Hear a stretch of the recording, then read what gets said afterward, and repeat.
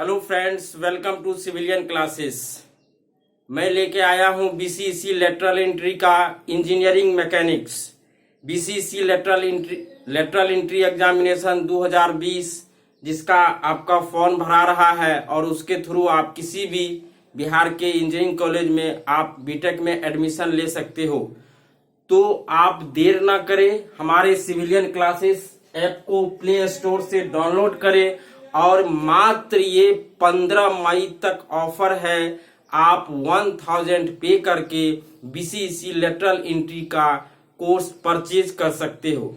ठीक है, तो देर बिल्कुल ना करें। जो भी लोग सीरियस हैं कि हमको एडमिशन लेना है डिप्लोमा के बाद बीटेक में, वो आज ही हमारे सिविलियन क्लासेस ऐप को अपने मोबाइल स्टोर से डाउनलोड करें और परचेज करें यहाँ से बीसीसी लेटरल एंट्री का कोर्स। मात्र 15 मई तक ये ऑफर है कि आपको 1000 पे करना पड़ेगा।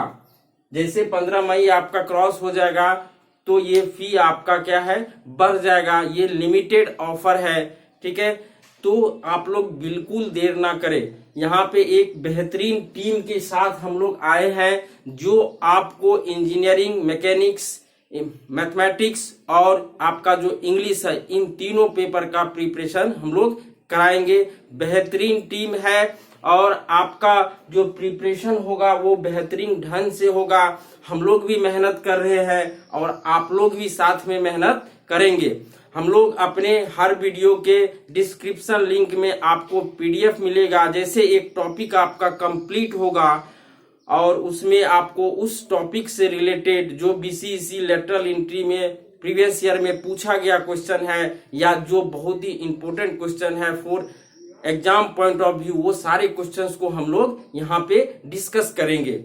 ठीक है, तो दोस्तों बिल्कुल देर ना करें, हमारे सिविलियन क्लासेस ऐप को आप प्ले स्टोर से डाउनलोड कीजिए और हमारे इस कोर्स को परचेज करके आप लाभान्वित हो सकते हैं। ठीक है, तो प्रीवियस लेक्चर में हम वेक्टर के बारे में पढ़ रहे थे। इंजीनियरिंग मैकेनिक्स में एक बहुत ही इंपॉर्टेंट टॉपिक होता है वेक्टर मैकेनिक्स, उसको हम लोग समझ रहे थे। तो सबसे पहले हम लोग वेक्टर के बारे में पढ़ा था।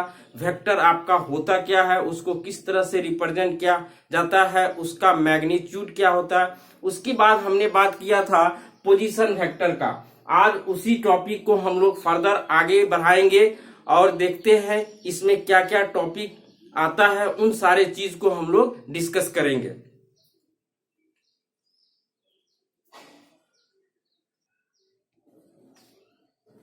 चलिए, तो आज हम लोग बात करेंगे यूनिट वेक्टर का। यूनिट वेक्टर देखिए, नाम से ही क्लियर है, वह वेक्टर जिसका मैग्नीट्यूड क्या हो, यूनिटी हो, है ना। यूनिटी का मतलब सिंगल, वन, है ना। यूनिट मैग्नीट्यूड मतलब क्या है, उसका मैग्नीट्यूड 1 होना चाहिए। हम लोग कहेंगे unit vector which have unit magnitude, है ना, जिसके पास क्या हो, यूनिट मैग्नीट्यूड। जैसे सपोज कीजिए आपके पास ये कोई एक वेक्टर है ए और इस वेक्टर के अलोंग यदि कोई पूछ दे कि भाई वेक्टर ए के अलोंग यूनिट वेक्टर क्या होगा, तो देखिए, तो यूनिट वेक्टर हमने क्या बोला कि वह वेक्टर होता है जिसके पास कैसा मैग्नीट्यूड होता है, यूनिट मैट्रिक्स होता है, यूनिटी मैग्नीट्यूड होता है। तो आपका इसके अलोंग मान लेते हैं, हमने बताया था प्रीवियस क्लास में कि इसका जो इस लाइन सेगमेंट का जो लेंथ होता है वो आपका इसको किसको रिप्रेजेंट करता है, इसके मैग्नीट्यूड को।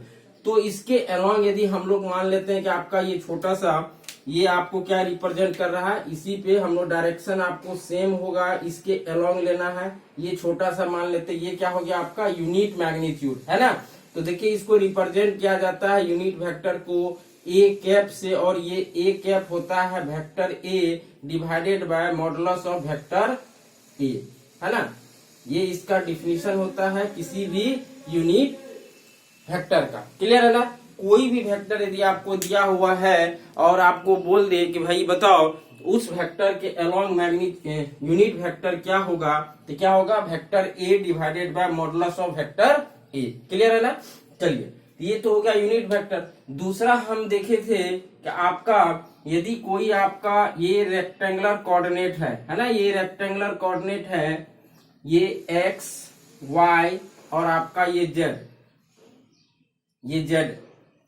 तो इसके अलोंग जो यूनिट वेक्टर लेते हैं उसको रिप्रेजेंट करते हैं आई से। इसके अलोंग जो यूनिट वेक्टर होता है वो जे होता है, और इसके अलोंग जो यूनिट वेक्टर होता है वो क्या होता है आपका के। और तीनों का magnitude mod I equal to mod J equal to क्या होगा, मॉड के। इस बात को आपको याद रखना होगा, ठीक है ना। चलिए इसको नोट कीजिए।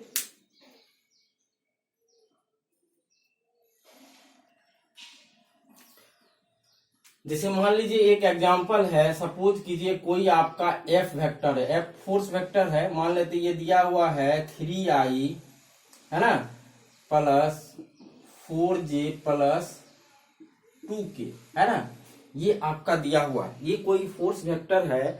और आपको पूछ दिया गया कि find the unit vector along F है ना। यदि ये क्वेश्चन ही है, कोई फोर्स वेक्टर है 3i plus 4j plus 2k, find the unit vector along F. F के डायरेक्शन में आपको क्या बोला गया, यूनिट वेक्टर फाइंड आउट करने के लिए। देखिए सिंपल सा क्वेश्चन है आपका, तो क्या करेंगे, यूनिट वेक्टर इसका यदि हम लोग सॉल्यूशन की बात करें तो देखिए यूनिट वेक्टर मान लेते हैं इसको एफ कैप से हम लोग डिनोट करेंगे। तभी हमने बताया कि क्या होता है, फोर्स वेक्टर डिवाइडेड बाय इसका मॉडुलस है ना। तो अब यहाँ पे ये वेक्टर रख देंगे, क्या हो जाएगा आपका 3i plus 4j plus 2k, clear है ना। और हम पिछले क्लास में आपको बता चुके थे कि मॉडुलस, यदि कोई भी वेक्टर मान लो, सपोज करो आपका कोई भी वेक्टर हो, जैसे कि ए कोई वेक्टर है आपका xi plus yj plus zk है ना, तो इसका यदि मॉडुलस हमको निकालना रहेगा तो डायरेक्ट क्या होता है फार्मूला आपका x square plus Y square plus Z square, clear. तो अब इसी फार्मूले से इसका मॉडुलस निकालेंगे, तो मॉडुलस देखिए क्या हो जाएगा, स्क्वायर रूट 3 का स्क्वायर कितना हो जाएगा 9 प्लस 4 का स्क्वायर कितना हो जाएगा 16 प्लस 2 का स्क्वायर क्या हो जाएगा। तो आपका ये क्या निकल के आया 3i plus 14j plus 2k, clear है। डिवाइडेड बाय क्या हो जाएगा 16 प्लस 4, यानी रूट अंडर क्या हो जाएगा आपका 29। तो ये क्या निकल गया आपका यूनिट वेक्टर अलोंग एफ। इसी तरह यदि मान लो ये ऑब्जेक्टिव क्वेश्चन होगा तो 4 ऑप्शन दिया रहेगा, इसको आप ब्रेक करके भी लिख सकते हो, क्या हो जाएगा 3 root under 29i plus 4 divided by root under 29j plus 2 divided by root under 29k है ना। तो ये आपका क्या हो जाएगा, 4 ऑप्शन में एक ऑप्शन होगा, ये फाइनल आंसर हो जाएगा, ठीक है। तो आपको यूनिट वेक्टर का कॉन्सेप्ट समझ में आया होगा। बिल्कुल सिंपल सा डिफिनीशन है, यूनिट वेक्टर हम उसको बोलेंगे जिसका मैग्नीट्यूड कितना होता है 1 होता है, क्लियर है ना। चलिए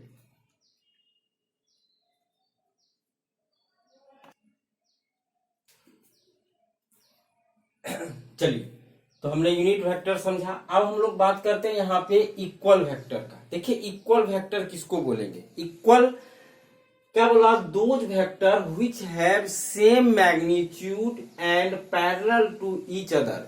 और यहाँ पे नोट कीजिएगा पैरेलल टू ईच अदर यानी ये सेम डायरेक्शन है ना। तो इक्वल दो वेक्टर इक्वल कब हम लोग बोलेंगे कि दो वेक्टर यानी दोनों का मैग्नीट्यूड क्या होना चाहिए, सेम होना चाहिए, और दोनों का डायरेक्शन भी क्या होना चाहिए, सेम होना चाहिए। बिकॉज हमने बोला था वेक्टर क्वांटिटी वह क्वांटिटी होता है जिसके पास मैग्नीट्यूड और आपका डायरेक्शन दोनों मौजूद होता है, ठीक है। तो यानी दो वेक्टर कब इक्वल होगा, जब उसका डायरेक्शन क्या होगा, सेम होगा, और क्या होगा, मैग्नीट्यूड क्या होगा आपका सेम होगा। यानी इसका हम लोग बात करेंगे तो mod A equal to mod B भी, ये भी जरूरी कंडीशन है फॉर इक्वल वेक्टर। यदि आपके मन में होगा कि सर इसके डायरेक्शन को हम पलट दे, मान लो ए है आपका इस तरह से, और मान लेते हैं हम क्या करें इसको सेम मैग्नीट्यूड रहने दे, बट क्या हो जाएगा आपका ये, आप बताइए ये आपका बी का डायरेक्शन, ये किसका डायरेक्शन होगा, माइनस बी का, क्लियर है ना। तो ये दोनों आपका आपस में बराबर नहीं होगा। मैग्नीट्यूड तो दोनों का सेम होगा, बट हम लोग इसका डायरेक्शन क्या होगा, एक दूसरे के अपोजिट हो गया। इसको हम लोग इक्वल वेक्टर नहीं कहेंगे। तो यानी इक्वल के लिए आपका क्या कंडीशन होना चाहिए, आपका डायरेक्शन सेम होना चाहिए और मैग्नीट्यूड भी क्या होना चाहिए, सेम होना चाहिए। अब देखिए लाइक वेक्टर, लाइक वेक्टर किसको बोलेंगे, those vectors which are parallel to each other but in unequal magnitude, है ना। दोनों पैरेलल टू होगा बट आपका क्या होगा, अनइक्वल मैग्नीट्यूड, यानी यहाँ पे mod A not equal to mod B. Clear, mod A not equal to mod B, इसको हम लोग क्या बोलेंगे, लाइक वेक्टर, है ना। ये तो सम डिफिनीशन है, आपको याद भी होगा, यदि याद नहीं होगा तो यहाँ पे आप पढ़ लीजिए। चलिए अब हम लोग बात करते हैं, पिछले क्लास में हम पोजीशन वेक्टर की बात कर रहे थे कि आपका कोई भी पॉइंट यदि कोई रेक्टेंगुलर सिस्टम में है तो उसका पोजीशन वेक्टर हम लोग कैसे फाइंड आउट करेंगे, है ना। तो पिछले क्लास में हमने सीखा था कि यदि मान लीजिए आपका ये कोई रेक्टेंगुलर सिस्टम, सपोज करो ये आपका x है और ये आपका y है, कोई पॉइंट यहाँ पे P जिसका कोऑर्डिनेट यदि x1, y1 है ना, तो इसका ओरिजिन के रिस्पेक्ट में यदि हम पोजीशन वेक्टर निकाले थे, ये पोजीशन वेक्टर मान लो ओरिजिन है और इसको यदि r नाम दे दो या कुछ भी मान लेते हैं, हम लोग दे देते हैं, तो ये r जो होता है ये क्या होता था, x1i प्लस y1j, है ना, आपने सीखा था। या हम लोग कहे तो ये जो OP वेक्टर है, ये OP वेक्टर ये क्या होता है, x1। अब देखिए यदि आपको ये OP वेक्टर निकालना है तो ओरिजिन का कोऑर्डिनेट क्या होता है, 0,0। हम लोग क्या करते हैं, OP वेक्टर यानी P बाद में आ रहा ना यहाँ पे, तो P के कोऑर्डिनेट x1 माइनस 0 क्या हो जाएगा, x डायरेक्शन में यूनिट वेक्टर i प्लस क्या हो जाएगा ये y1 माइनस 0, है ना, क्या हो जाएगा ये आपका j। तो क्या निकल के आया, x1i प्लस y1j, है ना। यानी दो पॉइंट यदि दिया हुआ है, उन दोनों पॉइंट से जो वेक्टर आपका होगा उसको कैसे फाइंड आउट करेंगे, इस चीज से हम लोग, सेम चीज है ना। तो ये जो P पॉइंट का ये क्या हो गया, ओरिजिन वेक्टर, है ना। चलिए इस पे क्वेश्चंस हम लोग करते हैं। क्वेश्चंस है,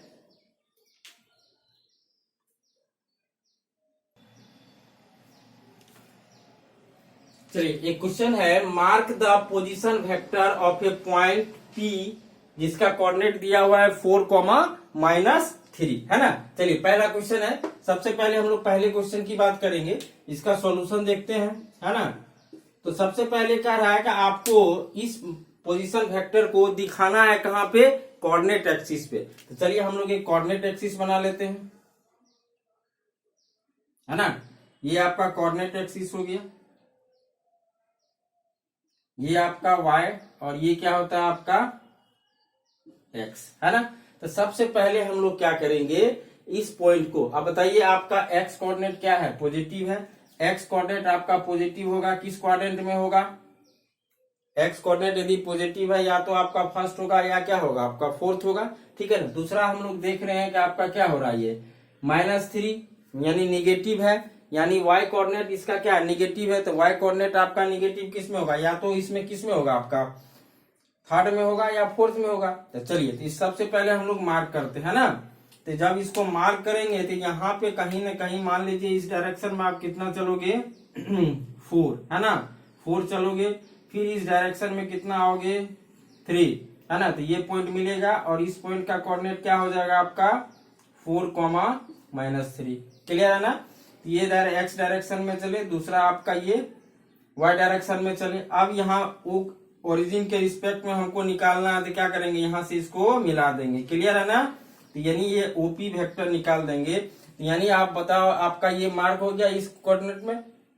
अब यदि हमको OP वेक्टर यानी ये पोजीशन वेक्टर निकालना है तो क्या हो जाएगा आपका 4i - 3j, यही आपका आंसर हो जाएगा। यदि कल को इसका मैग्नीट्यूड पूछ ले तो क्या हो जाएगा OP बराबर रूट अंडर 4 का स्क्वायर 16 और आपका 3 का स्क्वायर क्या हो जाएगा 9, 16 9 25 यानी क्या हो जाएगा 5 यूनिट, है ना। क्लियर है ना। यदि ये फोर्स होगा तो इसका यूनिट न्यूटन दिया रहेगा, है ना। तो इस तरह से आप मार्क कर सकते हैं, ठीक है ना। ये तो हो गया आपका पहला क्वेश्चन का सॉल्यूशन।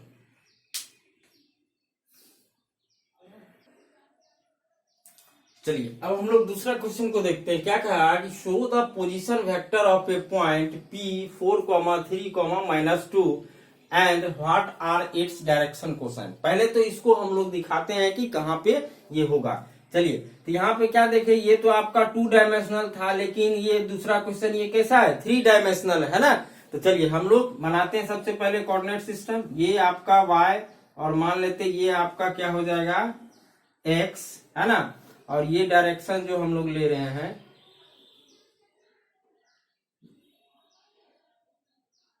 ये डायरेक्शन जेड डायरेक्शन, है ना। ये आपका जेड डायरेक्शन हो गया। चलिए ये आपका जेड, इधर मान लेते -z, इसको थोड़ा बढ़ा देंगे और इसको भी आप इधर बढ़ा सकते हो। क्लियर है। चलिए ये आपका x और ये क्या हो जाएगा y। सबसे पहले इसको मार्क करते हैं। तो कैसे चलेंगे, x कितना है 4 है। चलिए 4 हमने चला, यहां पे आ गए, है ना। ये 4 हो गया। क्लियर 4। फिर अब यहां से y में हम लोग चलेंगे। 1 मिनट।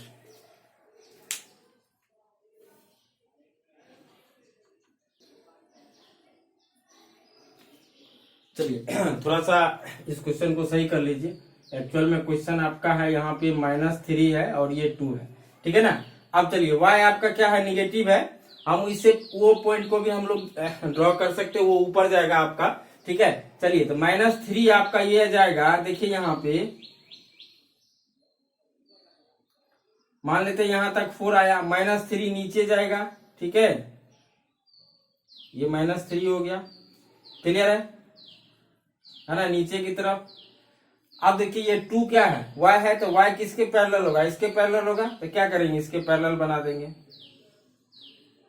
है ना। बन गया ये पैरेलल, कितना हो जाएगा आपका 2। क्लियर। चलिए अब हमको ओरिजिन के रिस्पेक्ट में इसका क्या निकालना, पोजीशन वेक्टर। तो क्या कर देंगे, इसको मिला देंगे। तो ये जो निकला, है ना, ये क्या निकल गया। यदि मान लेते इस पॉइंट को हम लोग यहाँ पे P मानेंगे, तो ये OP यानी जिसको हम लोग रिप्रेजेंट करते हैं R से, है ना, OP वेक्टर, ये रिप्रेजेंट होगा R से, ये R वेक्टर। क्लियर है। तो हमने बताया था क्या हो जाएगा, ये 4i - 3j + 2k। क्लियर, ये निकल गया। ये निकल गया आपका पॉइंट। एक्चुअल में आपका 3D हमने बताया था कि ये P पॉइंट कैसे होगा, स्पेस में होगा, नॉट यहाँ पे होगा। यहाँ पे 3D सिस्टम है तो हम लोग बोर्ड पे नहीं दिखा सकते हैं, स्पेस में आपका होगा, है ना, x कोऑर्डिनेट, y कोऑर्डिनेट और ये क्या हो जाएगा आपका z कोऑर्डिनेट। तो आपने इसको दिखा दिया। अब कुछ पूछा दूसरा, what are the its direction cosine. हमने पिछले क्लास में डायरेक्शन कोसाइन बताया था। सबसे पहले मैग्नीट्यूड निकाल लो, मॉड r क्या हो जाएगा, ये मैग्नीट्यूड निकालोगे 16 + 9 + 4, है ना, क्या हो जाएगा √29। ये मैग्नीट्यूड निकल गया। अब डायरेक्शन कोसाइन मान लेते हैं कि ये जो है आपका r वेक्टर x के साथ आपका अल्फा, y के साथ आपका बीटा और z जो है z के साथ क्या बना रहा है गामा। तो हम लोग डायरेक्शन कोसाइन निकालेंगे।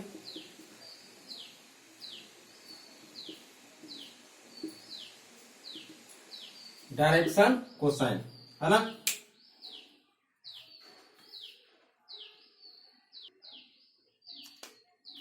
चलिए तो डायरेक्शन कोसाइन यानी कॉस अल्फा, इसको रिप्रेजेंट करते थे L से। क्या हो जाएगा, क्या होता है x कोऑर्डिनेट यानी x डिवाइडेड बाय क्या हो जाएगा यहाँ पे modulus of r x coordinate है कितना भाई 4 है, तो क्या हो जाएगा 4 डिवाइडेड बाय 29, ठीक है। चलिए उसी तरह से कॉस बीटा है ना, इसको m से अब बताइए तो क्या होता है y coordinate divided by modulus of r। y coordinate कितना है -3 डिवाइडेड बाय 29। साइन कंसीडर करना, ऐसा नहीं करना है कि साइन को भूल जाना है ना, तो साइन आपका क्या होगा कंसीडर होगा, ठीक है। उसी तरह से यदि हम लोग बात करें क्या हो जाएगा कॉस गामा, ये क्या हो जाएगा n बराबर क्या हो जाएगा z coordinate divided by mod r, है ना। तो z कोऑर्डिनेट कितना है 2 डिवाइडेड बाय √29। ये क्या निकल गया आपका डायरेक्शन कोसाइन, है ना। तो इस तरह से यदि कोई भी क्वेश्चन आता है ना, आपका यदि ऑब्जेक्टिव क्वेश्चन भी रहेगा, मान लो कोई पॉइंट दे दिया, कहेगा इस पोजीशन वेक्टर का डायरेक्शन कोसाइंस क्या होगा। डायरेक्शन कोसाइंस क्या होता है एक्स वाई और जेड एक्सिस से जो एंगल बनाता है वो वेक्टर, उसका हम लोग क्या लेते हैं कॉस वैल्यू ले लेते हैं, वही आपका क्या कहलाता है डायरेक्शन कोसाइन। और उसको कैसे निकालना है ना। तो यहाँ पे देखिए बहुत ही इंपॉर्टेंट बात हुआ, यदि हम लोग इसको स्क्वायर करके जोड़ दें, है ना, इसको यदि हम लोग स्क्वायर करके जोड़ दें, देखिए तो क्या आ रहा है इंपॉर्टेंट नोट्स, देखिए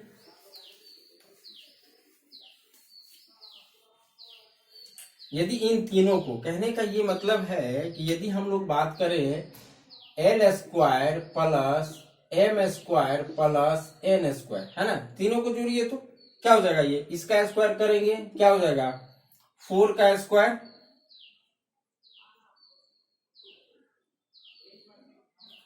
क्या हो जाएगा 16 डिवाइडेड बाय 29 प्लस इसका स्क्वायर क्या हो जाएगा 9 डिवाइडेड बाय 29 प्लस इसका स्क्वायर क्या हो जाएगा 4 डिवाइडेड बाय 29। यदि करेंगे तो क्या हो जाएगा 29 ऊपर जो लिए 16 9 25 4 29, यानी ये दोनों कट करके क्या दे दिया 1। यानी यहाँ से एक इम्पोर्टेंट, हमेशा बहुत सारे एग्जाम में आपको पूछेगा, दे देगा कि इसका क्या होता है, इसका तीनों का यदि स्क्वायर करके समेशन करेंगे तो क्या होगा। यहाँ पे एक नोट करके लिख लीजिएगा direction cosine L square plus M square plus N square बराबर क्या होगा 1। क्लियर, या तो ऐसे लिख लीजिए, या एल होता क्या है cos square alpha plus cos square beta plus cos square gamma equal to क्या हो जाएगा 1, है ना। इसको याद रखिएगा हमेशा, किसी भी केस में आपका ये वैलिड होगा। चलिए